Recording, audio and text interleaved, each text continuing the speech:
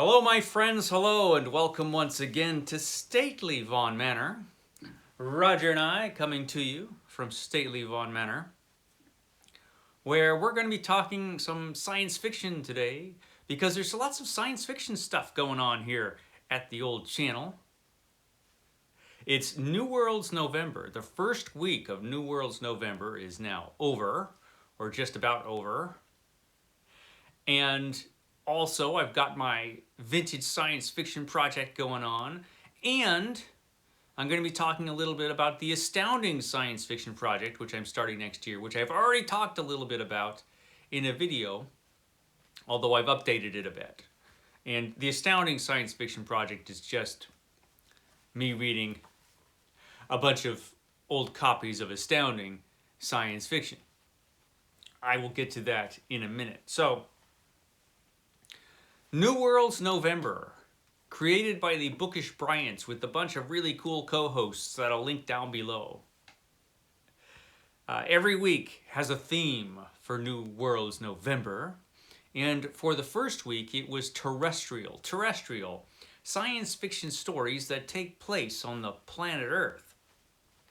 So for that, I was originally planning on reading this. This is The Long Winter, also known as The World in Winter by John Christopher, but I decided to read this early, so I did not read this for the first week of New World's November because I had read it already, and it was good. This was a good book about a new ice age.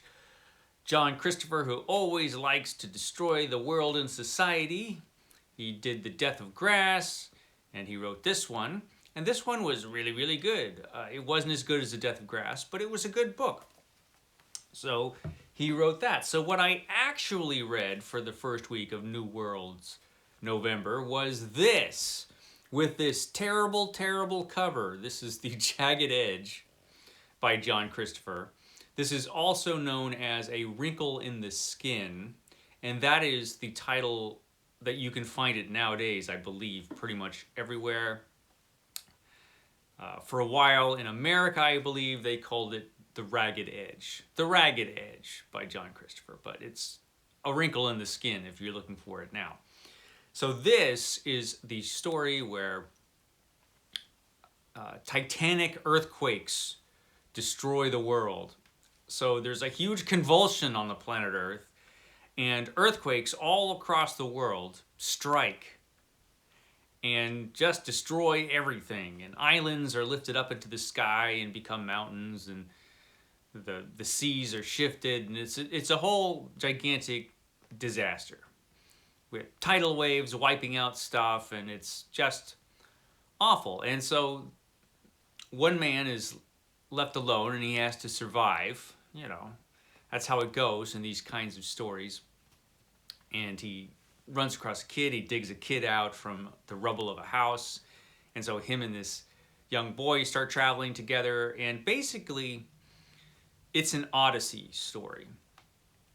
This guy, he has no family anymore except for one daughter who is away. And he is holding out hope that somehow she is still alive. He knows, he's no fool, he knows she's probably dead, just like almost everyone else. They do run across survivors, and you'll see a bunch of the same stuff that you see in a lot of survivor stories nowadays.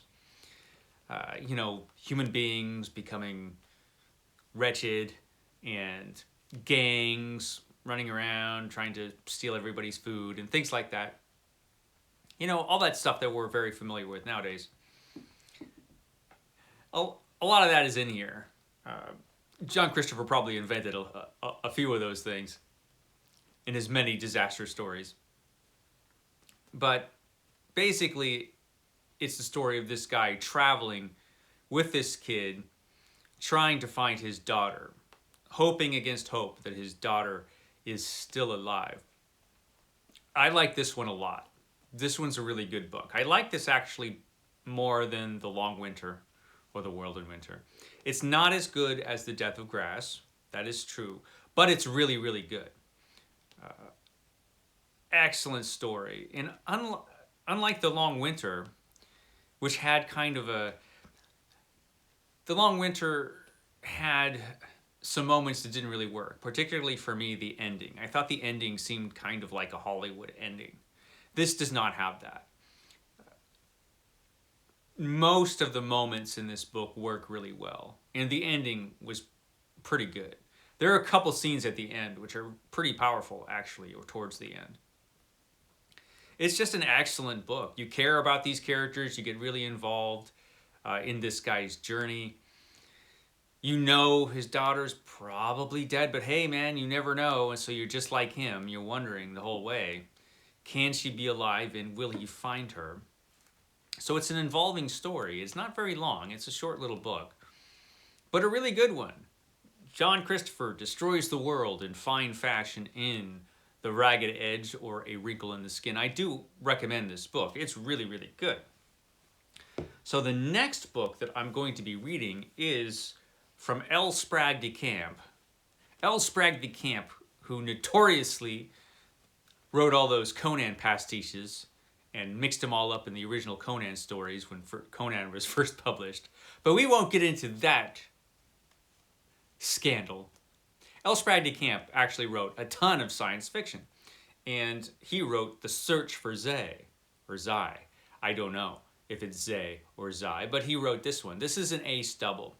And on this side of the ace double tells the first part of the story, and then the sequel, The Hand of Zai, or Zay, is on the other side. So this is pretty cool. An Earth double. This is the thing I'm going to be reading next, because next week it's the second week of New World's November, and the theme is extraterrestrial, or stories that take place off of the Earth, in space, or on other planets. And this definitely seems to take place on another planet.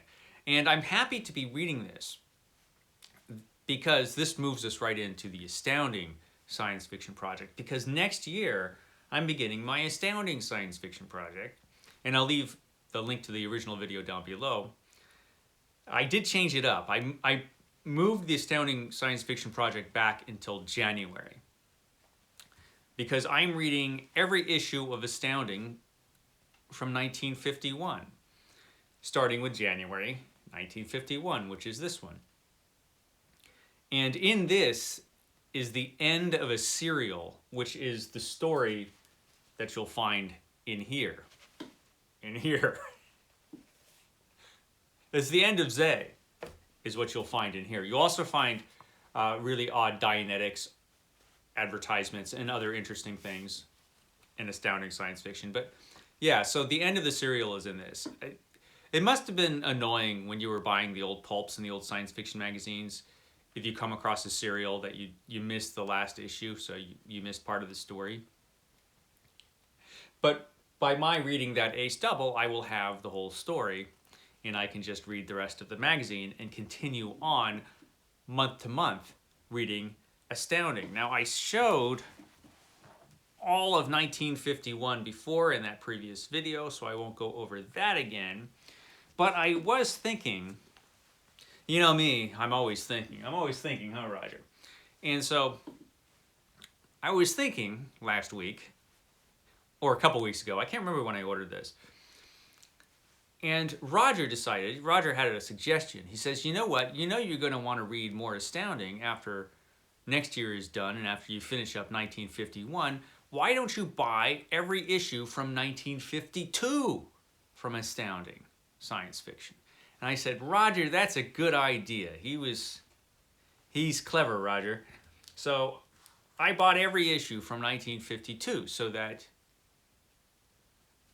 in 2024, I can continue with my Astounding science fiction project. And this is January 1952. So I got every issue from 1952. And this is January with this strange hipster hanging out in front of the rocket ship. He looks like he's up to no good. He definitely looks like a suspicious character. What's he doing with his rocket ship? I don't know. I'll know when I read the January 1952 issue of Astounding. This poor fella doesn't look much better. This is Astounding February. This is February, right? Yeah, I got him in order. Astounding 1952, February. Look at this guy. And on the back, I guess the Shadow radio show was still going on. That is for the radio show, yeah. I guess the Shadow radio show was still going on in 1952. I didn't know it lasted that long, but I guess it did. Yeah. That has to be when television started to show up, right? I don't know. Even I am not old enough to have been around in 1952. So this is March 1952. It's got a cool dude there with his ray gun and the ever-present rocket ship in the back. You always have to have the rocket ship hanging out so you can, you know, have the rocket ship parked back there so you can get to it quick with you and your ray gun. That's March. And then we have April 1952. That's a pretty cool cover. Not exactly sure what's going on here, but something's going on in April 1952. And then we've got May 1952.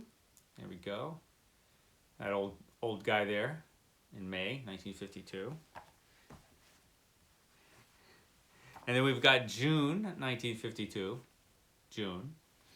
And of course, look back there, they've got their rocket ship. Actually, they've got a couple rocket ships there. Always have to have that rocket ship parked. 1952, had to have it. And then we had July 1952 with this perhaps symbolic cover. Heavy symbolism going on here. So that's pretty cool. And August 1952. August 1952. I think that's a rocket ship in the back. I'm pretty sure that's a rocket ship back there. Always have to have that rocket ship around. And this is September 1952 with the Great Fire. It's the Great Fire. Yeah, I don't know who wrote that, but the Great Fire is in this issue. September. And then this is a particularly devastating cover for October.